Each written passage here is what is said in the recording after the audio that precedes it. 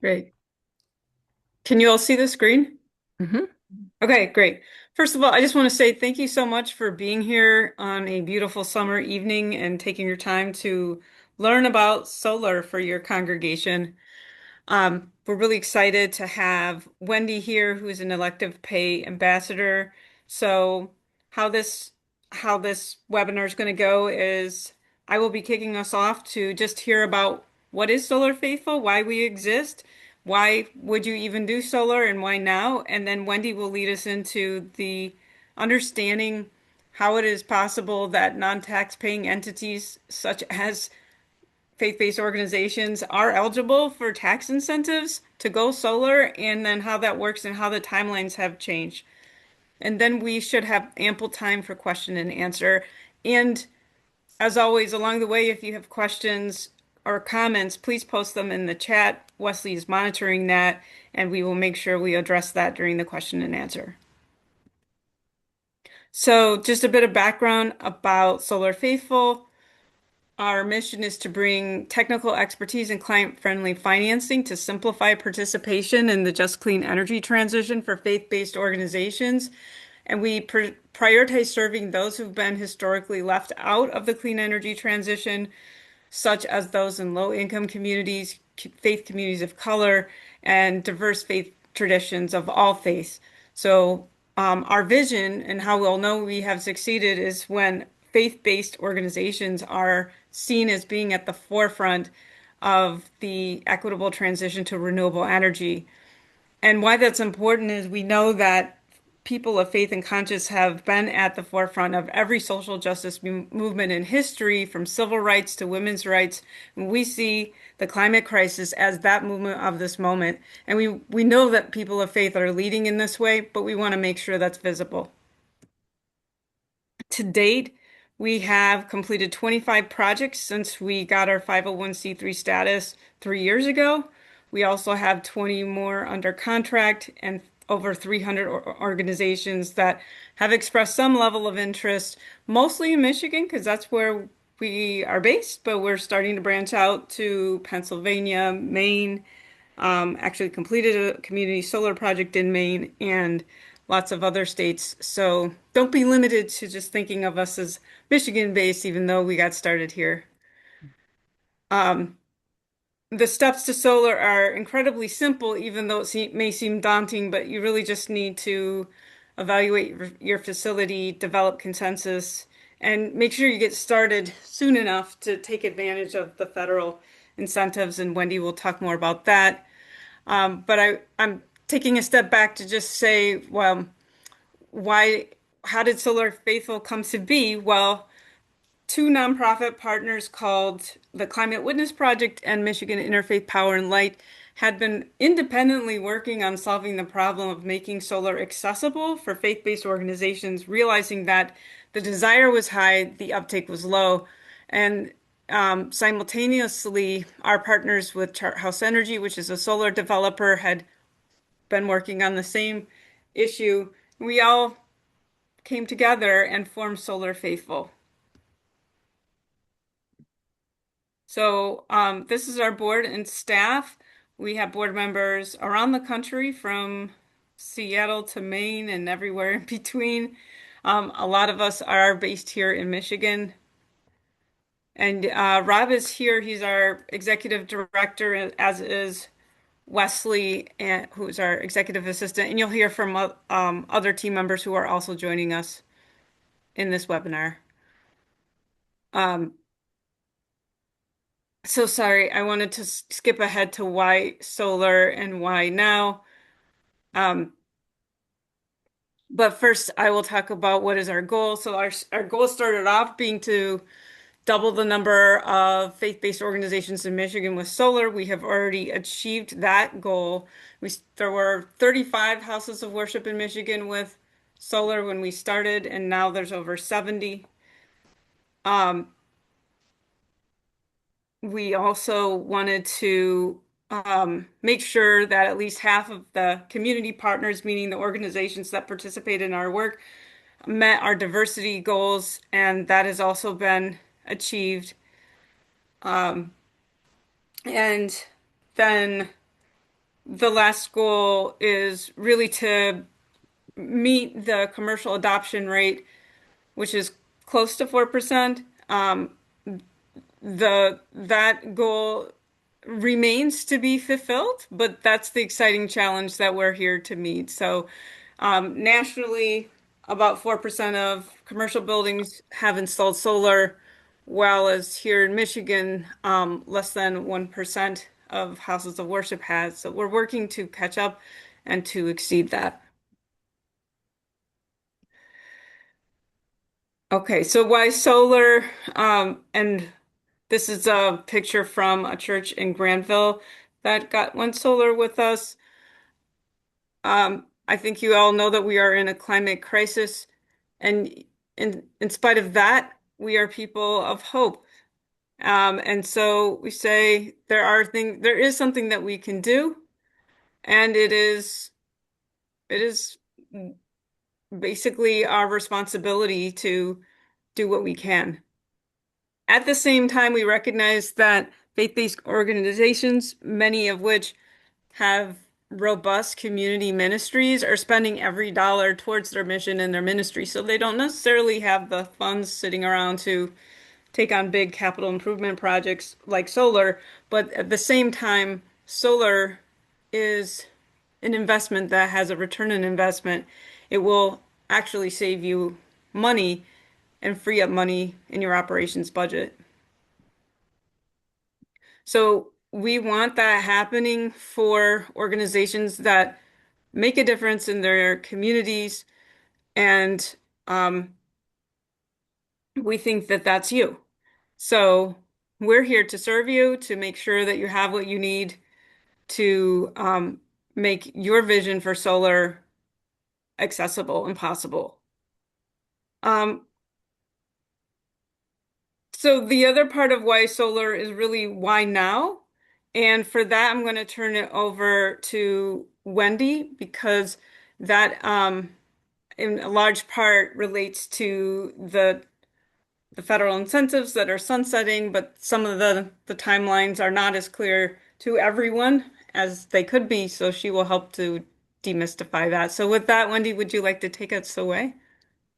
Yes, absolutely. Thank you so much. Let me, uh, there we go. Is that showing? Yes. Okay, fantastic. Thank you so much. That was great to hear the story about Solar Faithful as well. As Jen mentioned, I'm Wendy Berg, and I am an ambassador, an elective pay ambassador through the Michigan Infrastructure Office Technical Assistance Center. And I represent Region 4, shown in lavender here on this map. Through MEOTAC, there are ambassadors throughout the state of Michigan. They did divide the state into about 10 regions, so we have ambassadors covering all these counties across the state of Michigan. I work with the Michigan Green Building Collaborative. You can find more about us at migbc.org.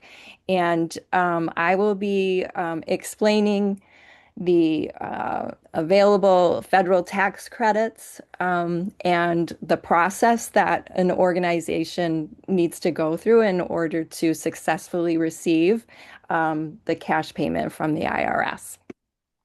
Uh, Elective pay, tax credits for tax exempt entities. So, what are these? So, this is the mechanism that was set in place through the Reduction Act of 2022.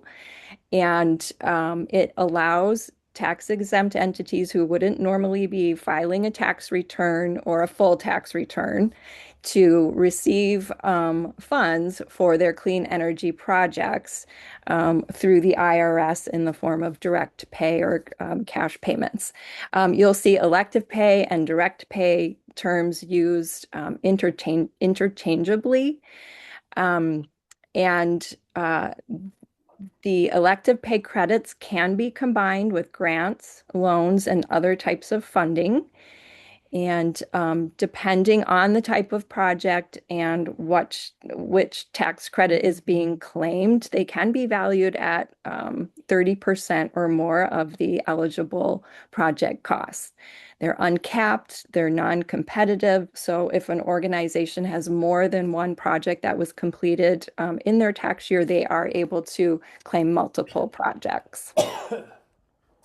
And we have some goals in the state of Michigan. So, our goal as ambassadors is to provide technical assistance, resources, and other forms of support to make kind of a complex program a little bit easier for folks to navigate and more accessible. Um, we help make clean energy more affordable and work toward the goals of the Michigan Healthy Climate Plan. And we want to support tax exempt entities and bring as many and as much of the federal funding back to Michigan that's possible. And we offer these services at no cost through a grant through the MEOTAC office. Oops, I'm stuck. There we go. I think I might have went ahead one too many. Okay, there we go.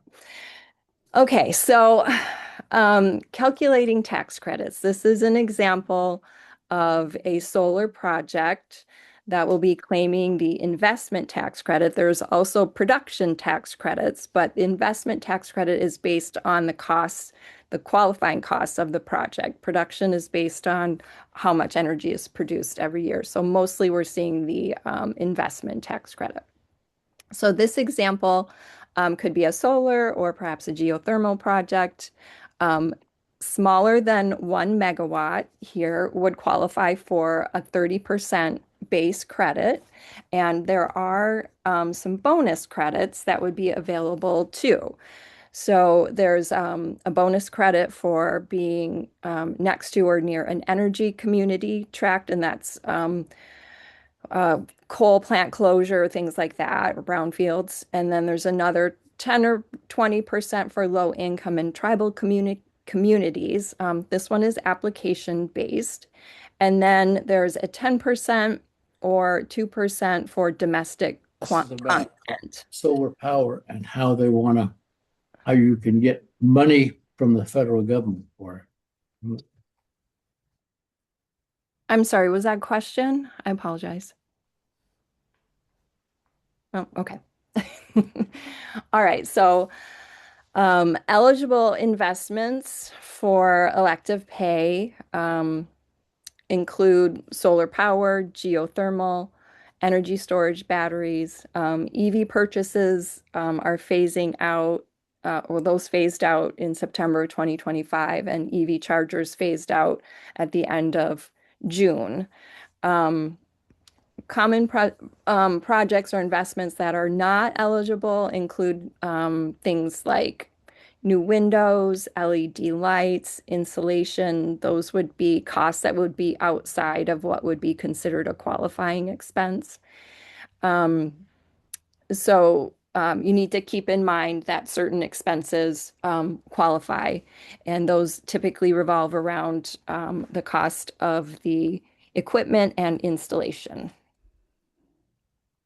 Eligible entities include state governments, local and tribal governments, public school districts, transportation authorities, community colleges and public universities, nonprofit organizations, rural electric cooperatives, and houses of worship as well.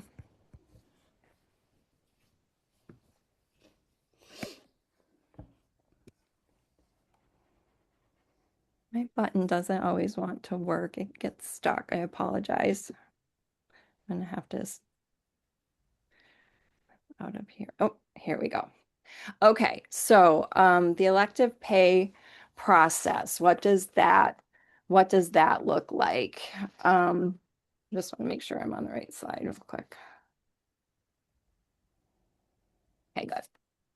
So once a project is placed in service, and placed in service means it's fully operational, it's received all its permits, all inspections have been completed. And once that's done, an organization would move to completing their pre-filing. And the pre-filing process is registering the project with the IRS through the IRS portal. And ideally, this is done at least 120 days before filing of the tax return. So timing here is kind of important. You need to really pay attention to this timeline so that everything gets completed in time to file your tax return. So the pre-filing process, ambassadors provide very detailed checklists of all the information that is needed to be uploaded into the IRS portal to complete this portion, including how they have to be formatted. And we'll even sit down with an organization or through a Zoom call, go through the process in real time and making sure that all of those documents are uploaded. Every little piece of information has been entered correctly. And once that's completed, the organization will receive a project ID number, and that project ID number is needed in order to file their tax return. So during this portion, it's critical to make a file, complete all the documents and everything. The IRS does have a 6-year look back period, so you want to make sure that you have all your documentation and everything is kept in a secure place for up to 6 years. So once that's done, filing of the tax return, at this point, since ambassadors are not trained tax professionals, we really pass this over to the organization if they have somebody internally that handles, their tax filing or their financials, or if they've, decided to contract with a tax professional. At this point, we kind of hand it off to them. And after the tax return is completed, it's about 45 days, could take longer depending on the time of year when the tax return is filed. And the IRS is moving to a direct deposit now instead of sending a check. Okay, so as I mentioned, the program was started in 2022 under the Inflation Reduction Act. However, in July of 2025, through the passing of HR 1, also known as OBBA, there were some things that were changed. Some of the timelines were changed, and also some additional guidelines were put in place. So I talked about hybrid and electric vehicles expiring back in September of 2025. EV chargers, would had to have been placed and completed by June 30, 2026, so this past June. For solar and also wind, projects that are started now or were started just after July 4, 2026, have until the end of December 2027 to be placed in service. If the project was started prior to July 4, 2026, they have the previous guideline of being able to complete the project within four years. But anything started after July 4th and going forward has to be placed in service by the end of December 2027 in order to qualify. And remember, the placed in service was fully operational, all permits, interconnection agreements, and all of that completed. So we are recommending if organizations are considering to really get started as soon as possible. We're hoping that the end of 2027 that there isn't, some kind of a backlog in getting the interconnection agreements completed and things like that. But there is a potential for that to happen. So getting started sooner rather than later right now is really recommended. But the tax credits, again, still available through the end of 2027. Energy storage, hydropower, and geothermal. Those have some longer some longer dates to be completed off into 2034 and 2035.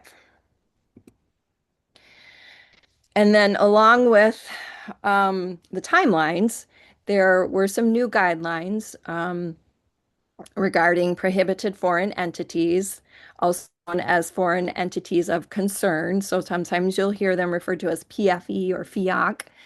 And these are restrictions for projects involving entities from China, Iran, Russia, and North Korea, and applies to solar, wind, and energy storage, but not geothermal or EV chargers. And solar providers should be providing the documentation that states their products are compliant with the material assistant restrictions number 3 on the slide there. So it's really important that whoever, whatever company that you're working with is aware of these guidelines, is able to provide documentation that their products meet the material assistant restrictions. And then when it comes to number 1, entity level restriction, this applies to ownership. So the taxpayer cannot be from a prohibited foreign entity or like having citizenship in one of those foreign countries. And then also there are guidelines around payments, so grants, loans, and bonds. And really this comes into play with municipal organizations and schools more because they may have sold bonds or receiving grants or loans from, multiple sources. But you want to make sure that any grants that you receive or any loans that you receive are not associated with any of these countries. Okay, so there's also, I mentioned earlier that there were some bonus credits available, and this one has to do with the prevailing wage and apprenticeship requirements. So if your project is over 1 megawatt, you have to comply with these guidelines. If it's under 1 megawatt, you don't have to, but there is a bonus if you do. So I like to mention this in case someone is looking at a really large system, just to be aware that this is something that you would have to comply with. There is a little bit of an out. So if someone is in a rural area or it's a really busy time of year and they have tried to source workers that comply with this and there just aren't any available, then as long as that's documented, there's a way to work around that. But otherwise, it's something that has to be complied with. Okay. So how does braiding funds, and braiding fund is when you have multiple sources coming together to fund a project, how does that all work? So the IRS has what's called a no excess benefit rule. And this really applies to tax-exempt grant funds and credits not combining cannot exceed 100% of the eligible project costs. So in this example, 70% of the eligible project cost was covered through a grant. They were eligible for a 40% investment tax credit. So the 40 and the 70 would put that as over, 100% of the cost. So the IRS would reduce the amount of the tax credit so it would not exceed 100% of the cost. Also, it's important to pay attention if you're doing a fundraising campaign to just use general language and to check with an ambassador or somebody before, rolling out a fundraising campaign just to make sure that it's within the guidelines and is not going to be considered restricted in any way. So that's all I have for today. And if you need additional sources for funding, we do have resources available for that as well. And to reach out to us, we can get you in touch with the folks at the Michigan Climate Investment Hub and Michigan Saves. Thank you. Thank you, Wendy. You're welcome. So, Now we want to open it up for Q&A. I do want to also mention that Reverend Richard Kilmer and Reverend Dr. Calvin Glass are also on our team and they're here. And so feel free to pose your question to any one of us, including them. Um, but yeah, we'd love to hear what questions, comments you have.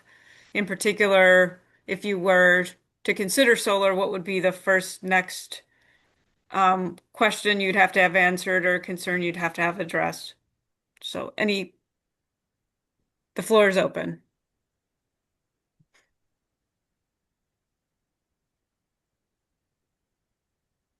So one question I had was, fortunately, Wendy knows our project. We're done with our solar installation. We're into sort of gathering the information for the pre-tax phase. Pre-filing.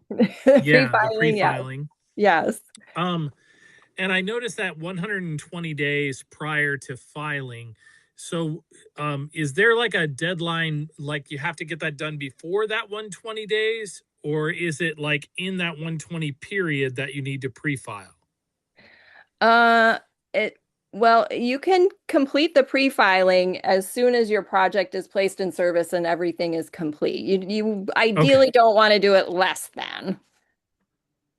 Okay. So ideally, we'd like to get that pre-filing done prior to 120 days before we file.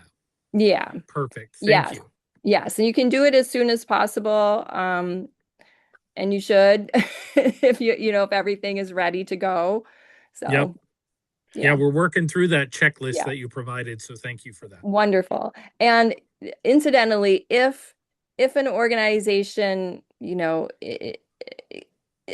is beyond that 120 days, there's also the option to file for a 6-month tax extension to delay your when you have to file your tax return. So we had a few organizations do that this year because they weren't quite ready. They didn't get their project ID number back, just the timing of everything. So they just went ahead and filed for a 6-month extension, and that gave them plenty of time to complete everything. So that's also an option too. Awesome. Thank you. Just out of curiosity, Timothy, what church or organization are you affiliated with? We are Hope Church, Reformed Church in Holland, Michigan. Oh, yeah. Oh, Awesome. great. Yes. And Yeah. they did qualify for the extra 10% energy community bonus too. So that was fantastic. Oh, amazing. Yeah, because we were just a couple blocks from where our old coal plant used to be, I believe was the Yes. It was reason. Yeah. coal plant closure. That's great.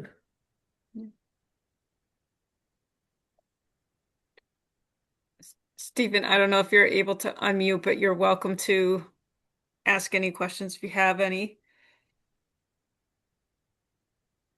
So I wanted to hear more about the what's next part of this conversation. So beyond the safe harbor deadline, are you guys planning to talk a little bit more about that? So that's my question right now. Yeah, absolutely. And Rob, feel free to chime in anytime. I think that the important thing is that we're all focused right now on the 2027 deadline. And for some, we were able to safe harbor some projects so that the 2032 deadline. And so what we're seeing in rate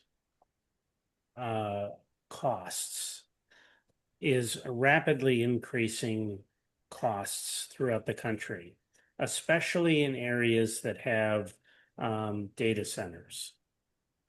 The areas around Washington, D.C., especially in Virginia, where they've had very high numbers of data centers, that they've seen in excess of 20% increase in rates. The expectation is that just the data centers alone are going to increase utility rates across the country by at least 25%. And then on top of that, the the big billionaire bill also expected to increase electric rates by 20% on its own, because the largest user of tax credits, the renewable energy tax credits that we've been talking about, are the utilities. And so by taking them away, the expectation is increased electric rates because of the increased cost to develop solar. The combination of these things on the bad side will increase rates for everybody. On the good side, it will make the use of these tax credits less and less important. So the viability of projects we expect in 28 and 29 to be as good or better than it was with the incentives. Now, So you're not expecting the increase in coal production to cover those costs, then, are you? Sorry about the snarky remark. yeah, I don't see that the coal plants that they have, the few in the whole country that were able to get restarted, were so expensive that the utilities really can't afford to run them. Not only have they a lot of deferred maintenance, but they also are simply more expensive to run, not Yeah. including the environmental impacts. Right. So everybody's shifting away from diesel to natural gas, coal and diesel to natural gas. We're going to see a rapid shift to solar and storage because it's simply cheap. The least expensive way to generate power now is solar. So I'm curious if you all can say anything about tax incentives for battery storage, because I know that that's still eligible, but I don't know that much about it. So I'm curious if you know about that, and if we can address that. Because I am seeing interest in just getting batteries, even if they don't have solar, to cut demand charges. So does anybody have any information on that? Wendy, you want to take that one? Well, I have heard of people purchasing the storage and using it during peak times. Like capturing the energy during the non-peak times and then using it from the battery at peak times. And so the storage tax credit is still in place. So that functions the same, but it has to be through a tax exempt organization. It has to be owned by the tax exempt organization for 6 years. So to qualify. But additionally, for-profit entities can still use the tax credits for storage through 2032 as well. Okay. But for the elective pay, absolutely correct. The elective pay process, Yep. solar may end at the end of 27, but storage is going to continue to 2032. Yes. And so what are those tax incentives for storage? 30%. 30, They're yeah. the same. Yeah. Same. Wendy, correct me. There's no energy community. There's no domestic content for storage, or is there? I think depending on where it's located, but I haven't run into that instant yet, so that would be something I would want to double check on. But Yeah, Yeah. I'm now that I'm thinking about it, I'm pretty Mhm. sure that it does include qualify for both of those. Oh, okay. Yeah. Something to check. Okay. So a church could hypothetically not go solar, but buy batteries, backup storage, and use the incentives and Yeah. just do peak shaving. Yep. Yes. Yep. Okay. Are you finding interest in that in Michigan? Yes. Yeah. Yeah, it's not as often, but we are the with solar, we're Mhm. finding that people want to store that excess energy and use it at night so that they're Right. offsetting full retail rate. Mhm. Yeah. We're Yeah. seeing more peak shaving with storage. Mhm. And I expect that in the next few years, we will adopt some sort of virtual power plant rules, and that will allow vehicle to grid, that will allow Right. a stationary storage to grid. Right now, you are not allowed to have any excess energy flow to the grid from a battery, which is an absolute mistake from the utilities perspective. But Yeah. Okay.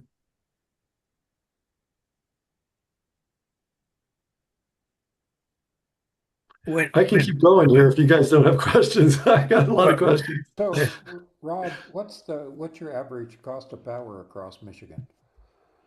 the cost of batteries have gone down quite a bit. We're talking, I would say 2 years ago, it was $1,000 a kilowatt hour, and now it's in the 500-600.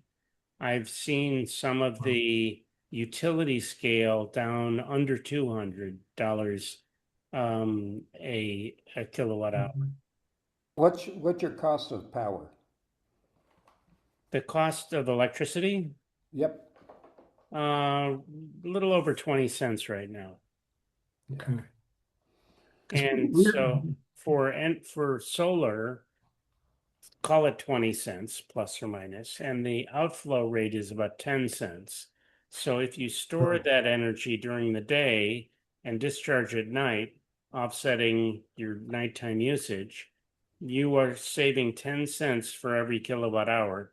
And you do that every day out of the year, and the return on investment it turns out after incentives that you get about a 10-year return on investment just by doing that. And then you add on top the value of uninterruptible power. Right. Yeah. Well, we got our start in Oregon, which is where Lou and I are now. Some of the lowest power rates in the country. It's very hard to make projects pencil. Mm-hmm. And as we've been working with within the United Methodist denomination nationally, and having serious talks with appropriate entities about the possibility of some kind of denomination-wide strategy for funding solar plus battery storage. That sounds really promising. One of the things that we're talking about all the time across our denomination, and I suspect it doesn't vary too much among us across denominations or faith groups.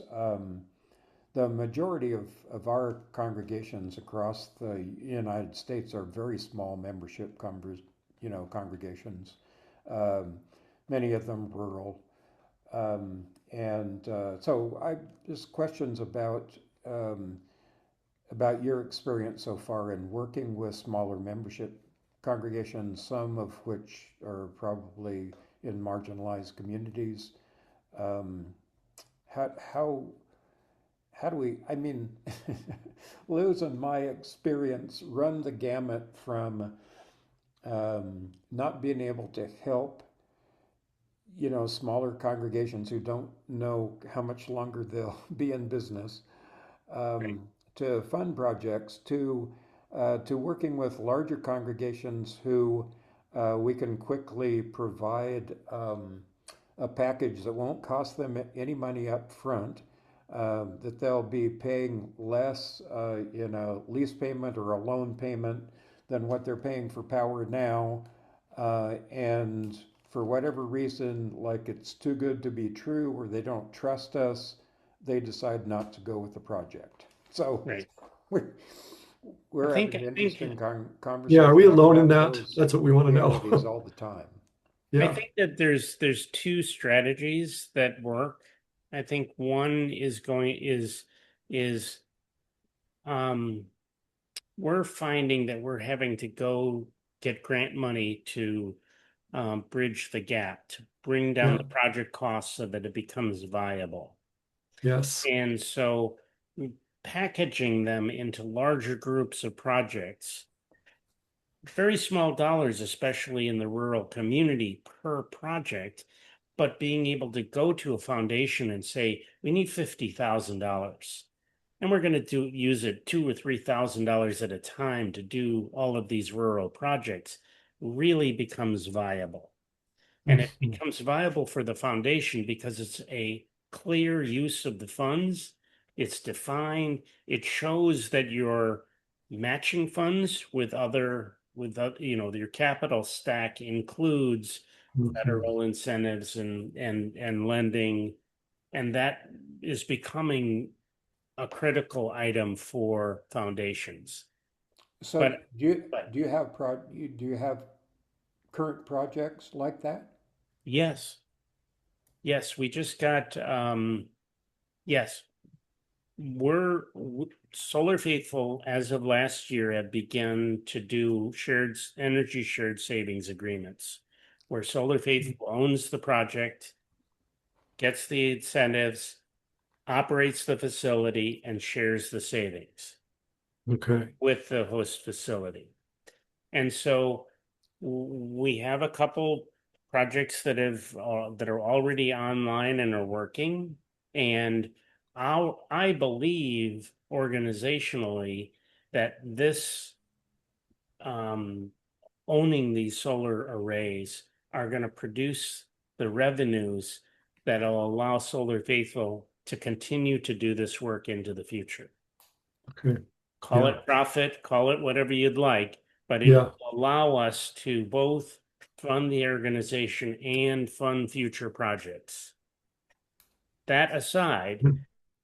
the other thing that's happening right now in the country that I believe can bridge the gap for your smaller congregations is plug-in solar. Right.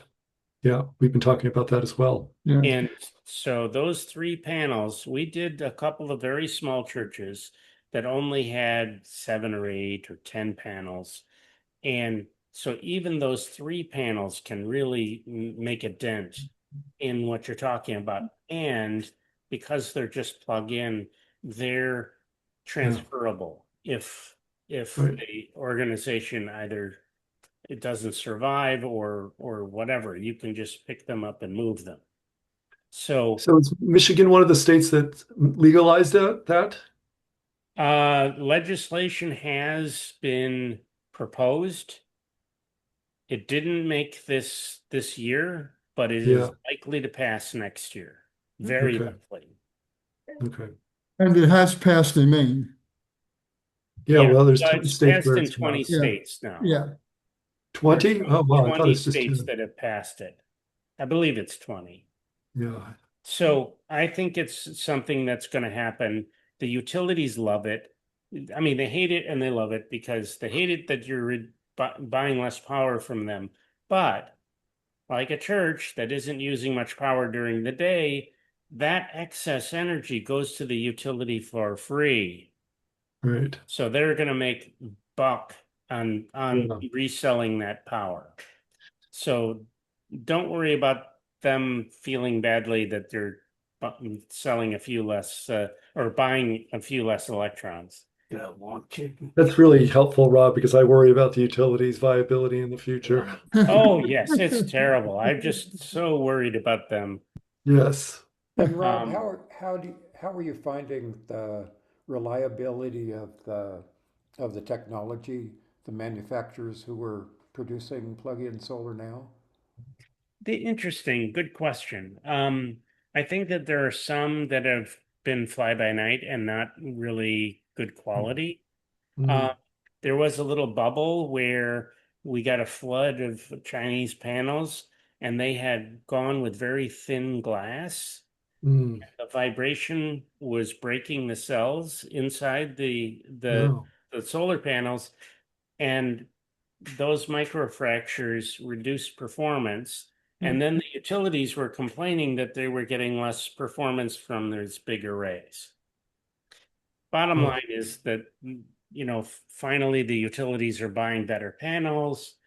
The industries in general are gone back to a specific minimum thickness of glass, and that has increased stability and long-term performance.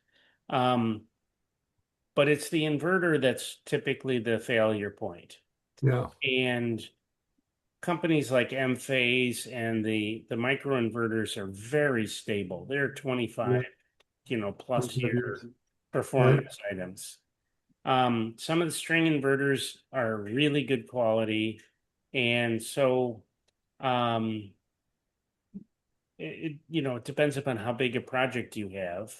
And you could standardize on Enphase or SolarEdge or Selectria or Right. there's a few big guys in the industry that are stand by their products, and they do, their warranties are good. So where's a good source of information about that, Rob? Wow, that's a good question. I don't have a good answer for you. I would say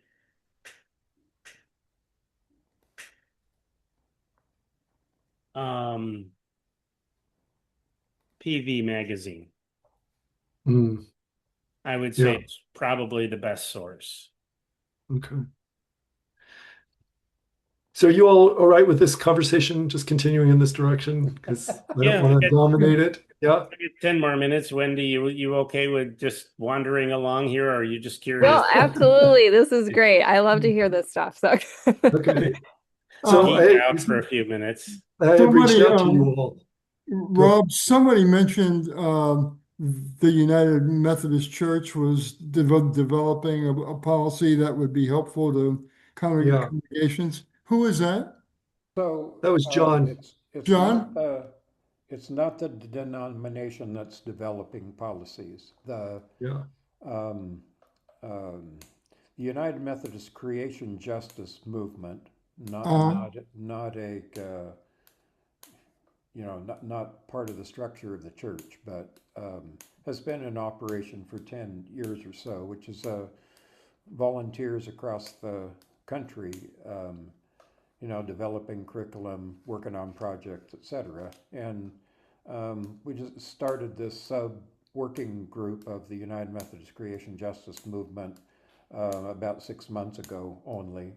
And one of our goals was to approach what used to be the United Methodist Development Fund and Westpath, who's the banker of pensions and investments, about the possibility of creating a strategy. So the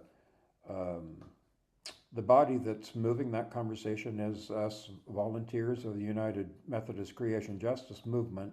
okay. And actually just last week, we're able to have our first conversation with what used to be the United Methodist Development Fund, is now called Wesleyan Impact Partners, in connection with the Texas Methodist Foundation. So we're moving that conversation, and that's what we're hoping for. One of the things we're talking about with Wesleyan Impact Partners, because they're already set up for people to invest in their business and their programs. We're hoping to be able to find a strategy that won't be too complicated, where anybody across the nation could invest in a solar project that's happening in a congregation anywhere, and receive no return or a lower rate of return, in order to fund solar projects with lower than market rate interest loans or lease payments. So, that's what we're hoping for. Yeah. Most And of this is way above at least my pay grade. Lou's a little more sharper than I am, but so we rely on partnerships of people who know what they're doing, okay, and that's what we're doing right now. okay. Please keep us in mind. Yes. One of the things that we're doing is we have started taking in congregate lending, Yeah. offering 4.5% for 10 years fixed to fund these projects that we're doing. So say Okay. more about that, Rob. How's that work? So a person lends us money, we have a fixed payment schedule, and we pay them every month. And then we take that money and we invest it in solar projects. Hmm. And if it's directed, if they say, I want it to go to this particular church, we'll do that. Yeah. And so, we've gotten there's a link in the chat about that. And you can also get all this information on our website.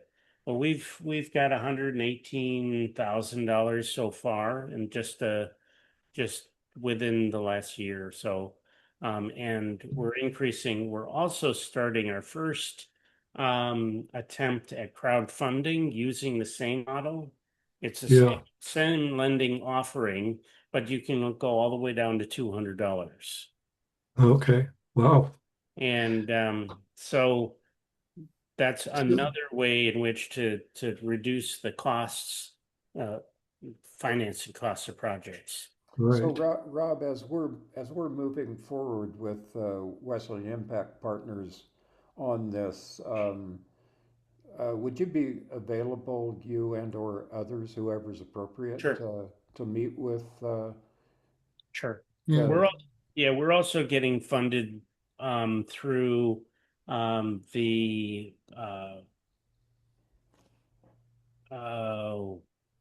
Community of Christ. No, sorry. What's Cornerstone? Foundation? Cornerstone.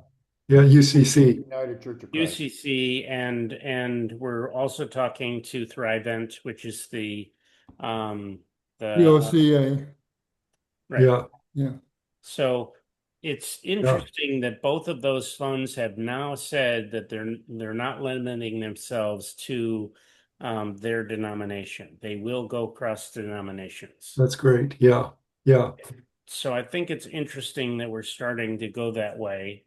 And for your justice component of what you're doing, especially low income and those smaller communities, we're starting to work with the Justice Climate Fund and hoping that they get more funding so that we can they're doing interest buy down for $500,000 of projects here in Michigan. Okay. And so that's a way in which you can use at or just under rate, even normal rates, and bring them down to the congregate lending price, which makes more and more projects viable. Viable. Yeah. That's exactly what our intent is with this Wesleyan Impact Partners. So you're giving 4.5% to everyone? Yeah. And then what do you charge for loans then? What interest rate? I'm sorry? I don't, So- we're using those funds to fund Solar Faithful projects Yeah. as opposed to funding churches to then do I their see. projects. Okay. So you're owning the project. Yes. Yeah. So it's a similar model. We work with Collective Sun, and they do the you might know of them. Oh, They- yeah, yeah. yes, Yeah. both And them so and Revolve. yeah, very similar model. They do the lease, they do the O&M, they do the contracting, and the church just but we only bring projects in if they're cash flow positive from day one. Yeah. And so getting the price of capital is the key obstacle right now, and that's why we're wanting to work with these Methodist institutions to try to bring in a lower rate of capital, and therefore we can make more projects pencil. Right. And that's great. I don't think we're limiting ourselves to the mindset that only low interest lending is going to get us across the line in all of these projects. That we believe that as you look at a pool of projects, right now we've got a pool of about 50 projects that need about 10% of grant funding to make them viable. So in the pool, there are ones that can work out very well and ones that don't work out very well. But across that pool, that's what we're doing. One last thing, just to put it in your head. One of the biggest challenges we're finding, especially in the low-income communities, is the roof. Yes, we have that same problem. Yeah, And very aware of that. And Wendy, we're pretty aggressive on this item. That what we do is we get 2 proposals, one a minimum proposal for the roof and a second proposal for a solar ready roof. And that increment is viable, can be added to the solar project and get the incentives. Okay. And so as you have to document it, you have to be able to prove that there is an increment. Yep. And that what we're doing is taking that incentive that we're getting and using that as for an interest buy down, so that we can then provide a 0 or near 0% loan, so that the church can afford to put in a new roof before we do the solar. Right. Yeah. Thank you. That's really helpful to hear. I've got another meeting in 1 minute, so I'm going to drop off. But we would love to talk to you guys more about how we could collaborate and work together and share information. That's certainly an important goal of ours to advance this work and to find other partners. So thank you for hosting this. Yeah. And Wendy, thank you. You're welcome. Thank for the you. information, Wendy. Yeah. Thank you. Yeah. Please reach out to me, Jennifer, when you're ready. Yes, absolutely, will do. Okay. Great, thank you.